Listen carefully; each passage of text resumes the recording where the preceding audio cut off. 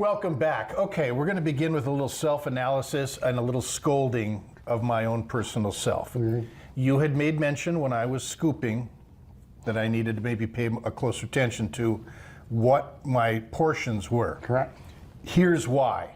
My bull in the china shop approach.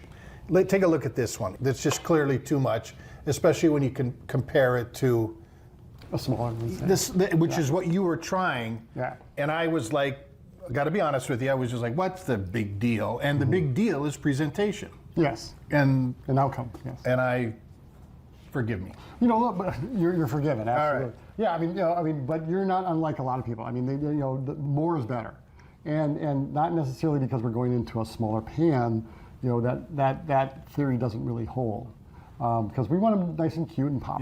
Yeah. Yep. So. And look at, you opened this one up, cut it up. Yep. And look at how beautiful it looks on the inside. So, what's really nice about this sour cream, this is a recipe that's adapted from Marion Cunningham. I know not of Happy Days. Right. But her name is actually Marion Cunningham, and she wrote a book called The Breakfast Book. And in there is some fabulous collections of recipes, and this is one of hers. And what I do is I use that very base of it, and then I can add things to it. So we added orange zest and some cranberries and some cinnamon to it.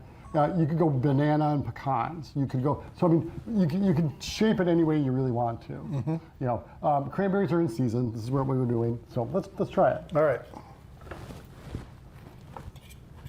And you have that nice crunchy top.